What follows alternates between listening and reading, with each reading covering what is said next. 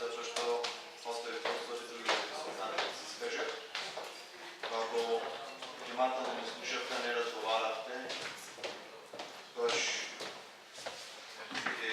гледахте дека еден од моите аргументи за приливната страна или очајната приливна страна во бюджетот, иако е прв квартал од годината, е катастрофалната состојба во персонални општината, во кое што ниту собствениците, ниту граѓаните имаат интерес да вложуваат во општина Битола. Тоа вие го потврдивте со вашето излагање за ставката 722 глоби, судски и административни такси.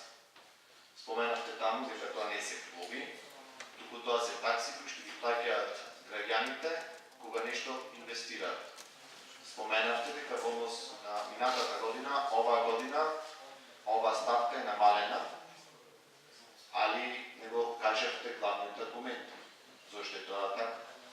Тоа е така затоа што на власт веќе 10-та година имаме еден многу лош менеджер, поддржан од вас, колеги советници, представени од ДПМН и нивните коалициони партнери, кои што дозволуваат градот понатаму да руинира, а стопанството и обичните граѓани да немаат желба да инвестираат или да не гледаат перспектива во општина Битола.